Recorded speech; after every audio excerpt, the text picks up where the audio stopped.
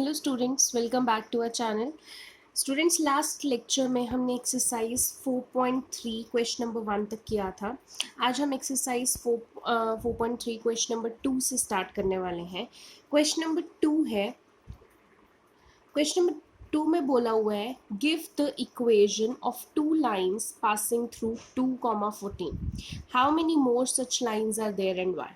आपको इक्वेशन बतानी है दो लाइंस की जो कि इस 2,14 पॉइंट से पास कर रहे हो, और आपको बताना है कि ऐसी कितनी लाइंस और हो सकती है। ठीक है, अब इसमें देखो ये ना इमेजिनरी आप इक्वेशंस बना सकते हैं, आप कैसी भी लिख सकते हैं, कुछ भी ज़रूरी नहीं मैंने जो लिखी है वही आप लिखोगे।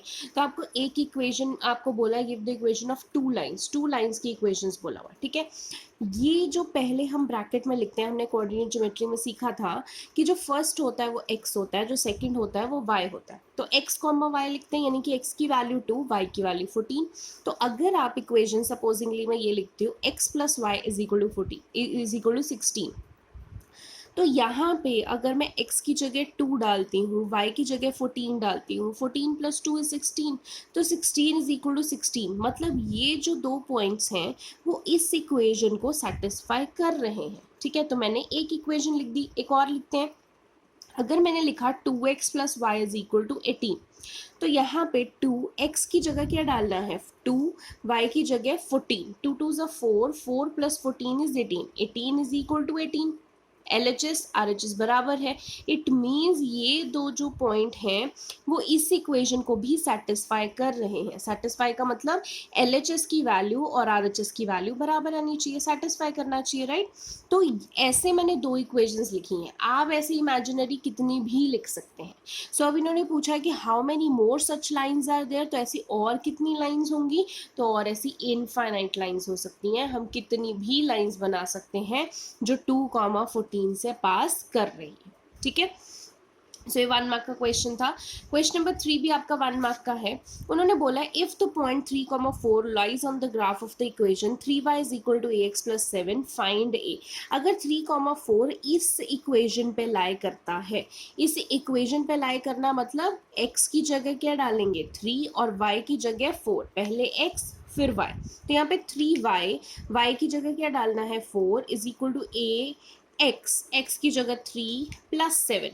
तो यहाँ पे 3 4 ज़ा 12, 3a प्लस 7, यहाँ पे 3a रह गया, 12 7 उधर जाके माइनस हो गया, 3 इज इक्वल टू 12 माइनस 7 5। तो a की वैल्यू क्या आ जाएगी 5 डिवाइडेड बाय 3। यही आपको पूछा था फाइंड ए, 5 डिवाइड बाय 3। ये भी 1 मार्क का क्वेश्चन है। क्वेश्चन नंबर 4 जो है ये वेरी वेरी इंपॉर्टेंट है आपके एग्जाम्स के लिए। आपके एग्जाम्स में लीनियर इक्वेशंस अगर आ रहा है तो उसमें ये आएगा ही आएगा। Question number 4 says the taxi fare in the city is as follows. एक सिटी का टैक्सी फेयर इतना है, कैसे, जैसे हम कोई भी ओला उबर कुछ बुक करते हैं तो उसका जो भी हमें फेयर पे करना पड़ता है तो किस हिसाब से होता है। इन्होंने बोला for the first kilometre, condition दी हुई है कि पहले किलोमीटर तक द फेयर इज ₹8 लगेंगे, and for the subsequent distance, आगे जितने भी हम किलोमीटर्स जाएंगे तो ₹5 पर किलोमीटर लगेगा। टेकिंग द डिस्टेंस कवर्ड हम क्या मानेंगे x, एंड टोटल फेयर हम क्या मानेंगे y। Right the linear equation for this information and draw it's graph. अब देखो उन्होंने बोल दिया कि डिस्टेंस कवर्ड x है, टोटल फेयर कितना है y। तो हम पहले ले लेंगे लेट द डिस्टेंस कवर्ड कितना है x किलोमीटर है, टोटल फेयर ₹y, क्योंकि फेयर तो रुपीज में आएगा, डिस्टेंस किलोमीटर्स में आएगा। अब कंडीशन क्या है, मान लो आपको इस पॉइंट से इस पॉइंट तक जाना है। मान लो ये पॉइंट A है और ये पॉइंट B है, A से B तक का डिस्टेंस हमें नहीं पता, हमने x किलोमीटर्स मान लिया। उन्होंने बोला है कि यहाँ से यहाँ जो ये फर्स्ट किलोमीटर है इसका आपको कितना रुपये पे करना है ₹8।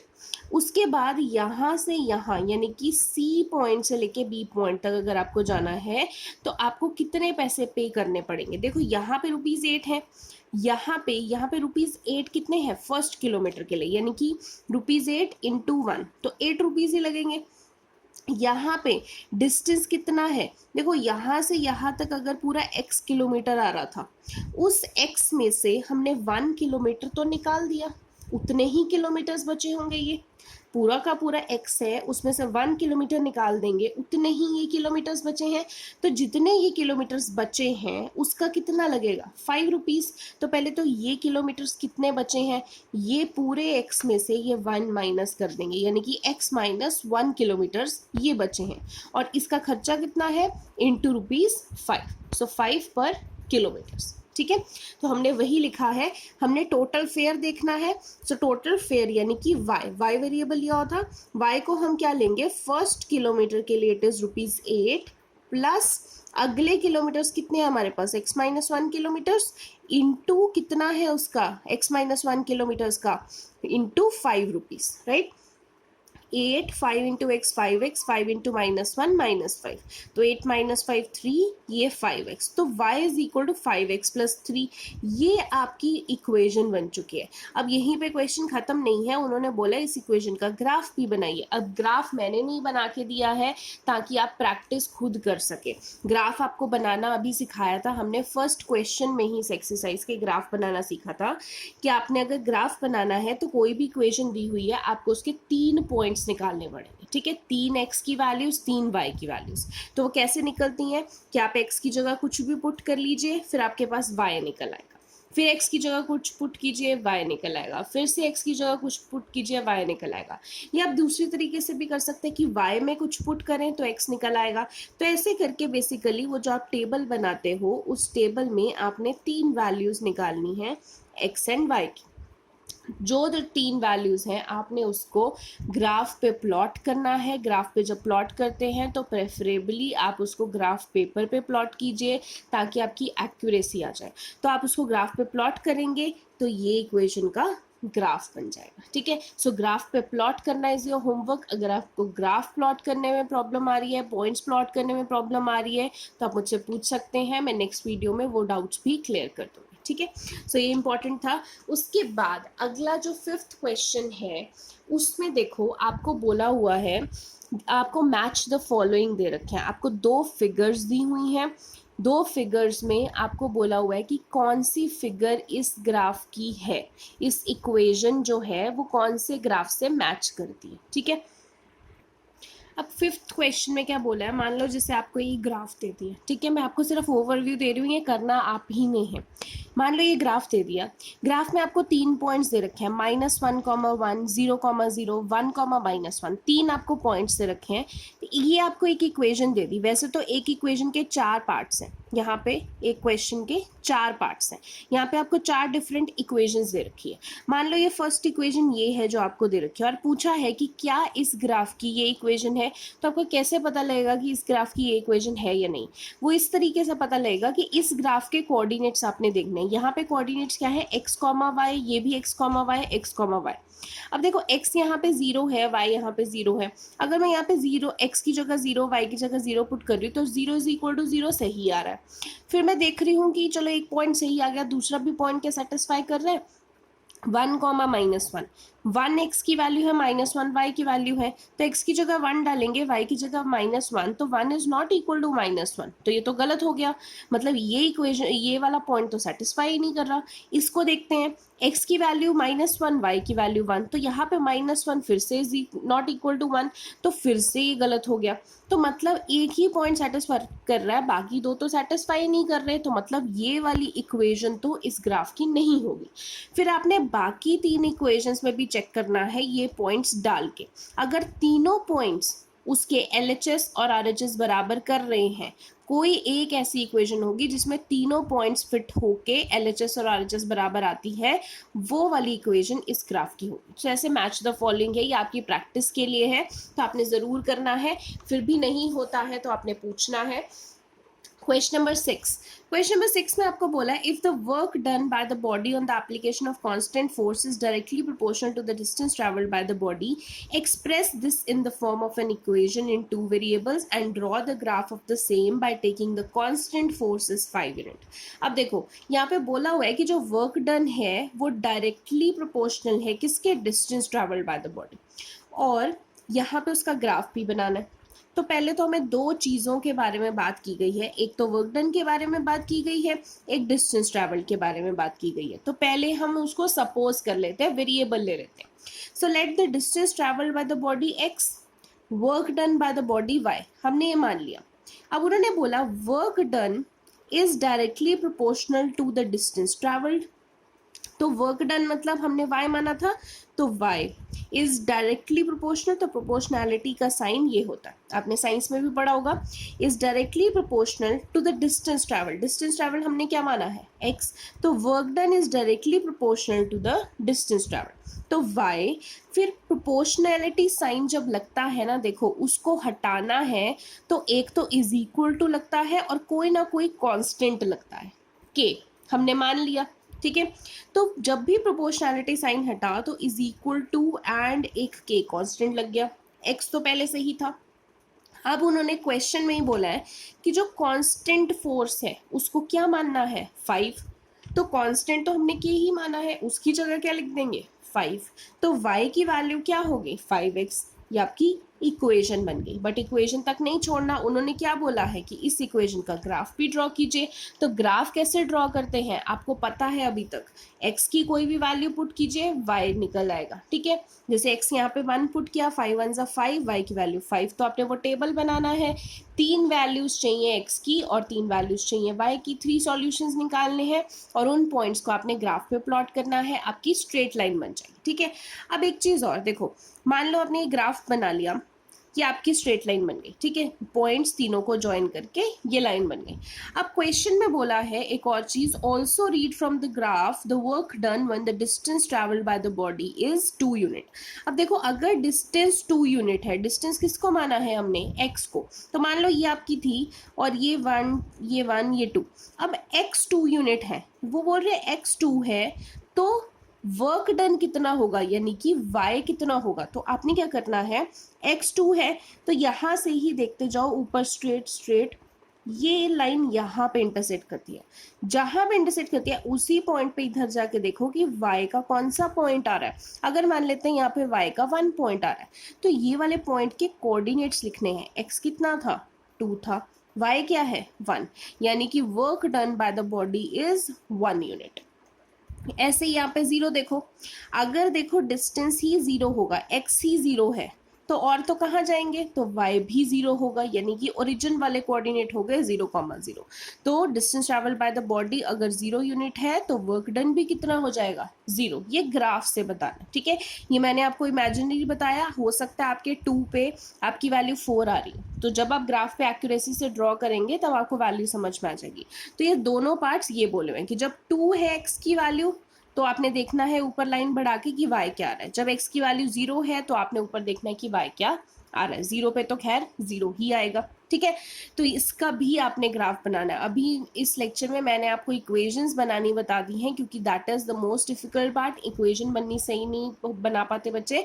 अब ग्राफ बनाना है तो देखो वही करना है, बार बार लेट करके x की वैल्यूज अज्यूम कीजिए y निकलेगा, या फिर लेट करके y की वैल्यू अज्यूम कर लीजिए और x निकल जाएगा। और कितनी वैल्यूज निकालनी है आपने, 3 निकालनी है कम से कम, ठीक है। वैसे तो 3 से ज़्यादा निकाल के क्यों आप टाइम वेस्ट कर रहे हो, पेपर में आपके पास टाइम भी कम ही होता है। तो 3 वैल्यूज निकाल के आप उनको प्लॉट कर दो, उनकी स्ट्रेट लाइन ड्रॉ कर दो जैसे आप ग्राफ्स ड्रॉ कर रहे थे क्वेश्चन नंबर 1 में, ठीक है। नेक्स्ट क्वेश्चन देखते हैं। नेक्स्ट क्वेश्चन में आपको बोला Yamini and Fatima, 2 students of class 9th of school together contributed 100 towards the prime minister relief fund to help the earthquake victim. Write a linear equation which satisfies this data, draw the graph of the same. अब आपको बोला है कि Yamini and Fatima 2 बच्चे हैं जिन्होंने मिल के 100 rupees contribute किए हैं प्राइम मिनिस्टर रिलीफ फंड के लिए। आपको इक्वेशन बनानी है। अब देखो यामिनी ने भी कुछ मनी किया होगा और फातिमा ने भी कुछ मनी दिया होगा। अब पहले सपोज कर लेते हैं, let the money contributed bye Yamini, मान लेते हैं उसने x रुपीज दिए। Let the money contributed bye Fatima, तो कितने दिए उसने y रुपीज दिए। अब दोनों ने मिलके 100 दिए थे ना, तो x प्लस y मिलके कितना बन गया 100, यानी कि ये आपकी लीनियर इक्वेशन बन गई 2 वेरिएबल्स की। अब लीनियर इक्वेशन बन गई, आपको बोला draw the graph of the same. फिर से ग्राफ क्या करना है आपने, x की कोई भी वैल्यूज फिर y निकलेगा, फिर x प्लॉट करोगे फिर y निकलेगा, फिर x की वैल्यू डालोगे फिर y निकलेगा। तो 3 वैल्यूज निकाल के आपने ग्राफ प्लॉट करना। तो ठीक है, अभी आपके ग्राफ वाला काम आज का ज्यादा है, तो ग्राफ अच्छे से प्लॉट करना और कोशिश करो कि खुद प्लॉट कर सको। नहीं आते हैं तो डोंट वरी, मैं आपको बता दूंगी, बट ये मैं जानबूझ के आपको दे रही हूँ बिकॉज मैं तो बना के दिखा दूंगी, बट जब तक आप खुद नहीं बनाएंगे आपको प्रैक्टिस नहीं होगी। क्वेश्चन नंबर 8, इसका भी 7th क्वेश्चन का भी ग्राफ बनाना है, ध्यान रखिए। क्वेश्चन नंबर 8 में आपको बोला है in a countries like US and Canada, this is also an important question, temperature is measured in Fahrenheit whereas in countries like India it is measured in Celsius. Here is the linear equation that converts Fahrenheit into Celsius. जैसे आपको F दे रखा है 9/5C plus 32, ठीक है। तो USA and Canada जो है countries, वहाँ पे टेम्परेचर फ़ारेनहाइट में मेजर होता है, बट कुछ कंट्रीज में इंडिया में होता है। बट अगर आपको फ़ारेनहाइट से सेल्सियस में कन्वर्ट करना है तो ये एक फॉर्मूला है जिससे आप कन्वर्ट कर सकते हैं, ठीक है। अब फर्स्ट पार्ट देखो क्या पूछा हुआ है, draw the graph of the linear equation above using Celsius for x axis and Fahrenheit for y axis. ये जो आपको इक्वेशन दे रखी है इसमें आप एक्स एक्सिस के लिए सेल्सियस यूज कर लो और वाई एक्सिस के लिए फ़ारेनहाइट। तो आपको अगर ये इक्वेशन है, उन्होंने बोला फ़ारेनहाइट के लिए वाई, तो एफ की जगह मैंने वाई लिख दिया, 9/5 सी की जगह उन्होंने एक्स बोला है प्लस 32, तो ये आपकी इक्वेशन बन गई। अब उन्होंने बोला इस लीनियर इक्वेशन के ना आप ग्राफ बना दो, तो ग्राफ बनाना होता है तो पॉइंट्स निकालने पड़ते हैं, 3 पॉइंट्स। अब ये थोड़ी इक्वेशन फ्रैक्शन में थी इसलिए मैं आपको पॉइंट्स निकाल के बता रही हूँ, अदरवाइज करना वैसे ही है कि एक्स को कुछ भी सपोज करके वाई निकाल लो, ठीक है। तो मैंने यहाँ पे लेट कर लिया। अब देखो यहाँ पे मुझे वैल्यूज बड़ी बड़ी दिख रही हैं और मुझे ये दिख रहा है कि एक्स जो है वो इससे मल्टीप्लाई हो रहा है, तो मैं एक्स कुछ ऐसा नंबर रखूँ जो 5 से कैंसिल हो जाए, ठीक है। तो इसीलिए पहले जैसे मैंने x 20 रखा है, मुझे पता है 5 से कैंसिल हो जाएगा, तो x की जगह यहाँ पे 20 डाल दिया, 5 इधर 4, 5 4 जा 20, 9 4 जा 36 प्लस 32, आपके पास y की वैल्यू 68 आ गई। ऐसी अगली बार फिर से मैंने x की वैल्यू रखी 30, क्यों, क्योंकि 5 से कैंसिल हो जाएगा, 30 रखी तो 9 6 जा 54 प्लस 32, आपके पास 86 आ गया, 2 वैल्यूज आ गई। उसके बाद अगला फिर से मैंने वही रखा जो 5 से कैंसिल हो जाए 50, तो 5 से 50 कैंसिल हो गया, 9 10 से 90 प्लस 32, y की वैल्यू कितनी आ गई 122। यानी कि अगर मैंने टेबल बनाया x एंड y, तो x की वैल्यू 20 तो y कितना आ गया 68, x की वैल्यू 30 डाली तो y 86 आया, x की वैल्यू 50 डाली तो y 122 आया, ठीक है। तो ये आपकी वैल्यूज निकल गई। अब इस वैल्यू को आपने ग्राफ पे प्लॉट करना है। अब देखो जब ग्राफ प्लॉट करोगे तो वैसे जब आप ग्राफ प्लॉट करते हो यहाँ पे 1 2 3 4 ऐसे लेते हो, बट आपको दिख रहा है कि वैल्यूज बड़ी बड़ी हैं, तो आप क्या लो यहाँ पे 10 20 30 40 ऐसे करके आप जाओगे, इधर भी 10 20 30 40। अब जब आप ग्राफ पेपर पे बना रहे हो ना, तो देखो जब आप ग्राफ पेपर पे बनाते हो तो ऐसे बॉक्सेस बने होते हैं, एक बॉक्स में ना 10 लाइंस होती हैं, बहुत बारीक बारीक 10 लाइंस होती हैं। तो अगर आपको 68 प्लॉट करना है ना, मान लो ये 60 है और ये 70 है, तो यहाँ पे 60 से 70 के बीच में यहाँ पे लाइंस होंगी 9, तो 60 61 62 63 64 65 66 67 68 68 आएगा 8th लाइन पे, फिर 69 होगा, फिर 70 वाली लाइन होगी, तो 68 पे जाके आपने प्लॉट करना है। तो ऐसे ग्राफ पे प्लॉट करोगे तो आपका ज़्यादा बेटर प्लॉट होगा, अदरवाइज आपको आइडिया नहीं मिलेगा। तो आपने 10 20 30 40, इधर भी 10 20 30 40 10 10 का गैप लेके आप प्लॉट कर देंगे, ठीक है। ओके, तो फर्स्ट पार्ट आपका हो गया है। सेकेंड पार्ट आपको बोला है if the temperature is 30 degree Celsius what is the temperature in Fahrenheit. अगर टेम्परेचर सेल्सियस में 30 है तो फ़ारेनहाइट में कितना होगा। देखो फॉर्मूला तो आपको यही है ना, y is equal to 9/5x plus 32। y जो है बेसिकली क्या था, f 9/x क्या था, c प्लस 32। अब 30 डिग्री सेल्सियस बोला, मतलब c की वैल्यू कितनी है 30, तो आपने कैंसिल किया, 9 6 54 प्लस 32, तो यहाँ पे f की वैल्यू कितनी आ गई 86, मतलब टेम्परेचर इन फ़ारेनहाइट कितना है 86 डिग्रीज। थर्ड पार्ट देखिए, आपको बोला है टेम्परेचर अगर 95 डिग्री फ़ारेनहाइट है तो सेल्सियस में कितना होगा। तो देखो फॉर्मूला तो वही है ना, अब फ़ारेनहाइट की वैल्यू 95 दे दी तो 9/5c प्लस 32।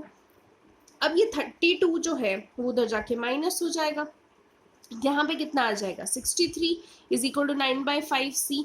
तो आपके पास c कितना आ जाएगा, ये इधर जाके क्रॉस मल्टीप्लाई हो जाएगा 63 इंटू 5 और 9 इधर आके डिवाइड हो जाएगा, 9 7 ज़ा 63। तो आपके पास c कितना आ जाएगा 7 5 ज़ा 35। तो आपके पास टेम्परेचर इन सेल्सियस कितना आ रहा है 35 डिग्रीज। फोर्थ पार्ट देखते हैं। फोर्थ में आपको बोला है if the temperature is 0 degree Celsius what is the temperature in Fahrenheit and if the temperature is 0 degree Fahrenheit what is the temperature in Celsius. आपको वही फॉर्मूला तो वही है ना, अगर टेम्परेचर 0 डिग्री सेल्सियस है पहली condition, so if temperature is 0 degree Celsius यानी कि सेल्सियस वाले की वैल्यू कितनी है 0, तो f is equal to 9/5, c की वैल्यू कितनी है 0 प्लस 32, तो f कितना आ जाएगा, ये इधर मल्टीप्लाई करेंगे तो 0 प्लस 32 32। ऐसे ही दूसरी condition if the temperature is 0 degree Fahrenheit, Fahrenheit है मतलब f की वैल्यू क्या डालोगे आप 0, 9/5 c प्लस 32, तो c निकालना है तो 32 इधर जाके minus 32 is equal to 9/5 c। तो यहाँ पे c निकालोगे तो ये 5 इधर जाके मल्टीप्लाई हो जाएगा, माइनस 32 इंटू 5, 9 इधर जाके डिवाइड हो जाएगा, तो c की वैल्यू कितनी आ जाएगी -60/9 यानी कि c की वैल्यू -17.77। ठीक है। लास्ट पार्ट फिफ्थ पार्ट है इस एक्सरसाइज का। Is there a temperature which is numerically the same in both Fahrenheit and Celsius, क्या कोई ऐसा टेम्परेचर है जो फ़ारेनहाइट एंड सेल्सियस में बिल्कुल एक जैसा होता है। इफ यस फाइंड इट, अगर है तो आप उसको फाइंड आउट कीजिए। अब देखिए न्यूमेरिकली इक्वल मतलब फ़ारेनहाइट और सेल्सियस बराबर होने चाहिए, मतलब कंडीशन है कि if f is equal to c, f और सी बराबर है। तो आपके पास देखो ये फॉर्मूला होता है, इसमें दो चीज़ें हैं कर सकते हैं आप, या तो आप f की जगह c डाल दीजिए या c की जगह f डाल दीजिए, किसी एक को दूसरे जैसा बनाना पड़ेगा क्योंकि f is equal to c है। तो मैंने यहाँ पे f ही रहने दिया, 9/5 c को f मान लिया प्लस 32, f इधर रह गया, 9/5 f माइनस उधर हो जाएगा minus 9/5 f is equal to 32। दोनों का यहाँ पे क्या लेंगे एलसीएम, इधर 1 है 5 है तो एलसीएम ले लेंगे। तो एलसीएम लिया तो 5f minus 9f upon 5 is equal to 32, 5f minus 9f minus 4f upon 5 is equal to 32। यहाँ पे 5 इधर 32 से मल्टीप्लाई हो जाएगा, minus 4f is 32 into 5, f की वैल्यू क्या हो जाएगी 32 इंटू 5 160 डिवाइड बाय -4 यानी कि f की वैल्यू क्या हो गई -40। अब -40 आ गई यानी कि जब f is equal to c होगा तो कौन से टेम्परेचर पे होगा -40 डिग्रीज पे numerically Fahrenheit and Celsius both equal होंगे। ठीक है, आई होप आपको ये समझ में आया हो। तो अभी हमने जो क्वेश्चंस किए हैं उसमें आपको ग्राफ ज़्यादा ड्रॉ करने हैं, तो आज के लेक्चर में मैं इतना ही करवा रही हूँ ताकि आप ग्राफ्स ज़्यादा ड्रॉ कर सको, और ग्राफ्स में थोड़ा टाइम भी लगता है, प्लस ग्राफ बनाने में कोई प्रॉब्लम आ रही है तो प्लीज़ पूछिए, बट एक बार ट्राई ज़रूर कीजिए, जब तक आप खुद ग्राफ नहीं बनाएंगे आपको नहीं आएगा। तो आज के लेक्चर में इतना ही, थैंक यू सो मच।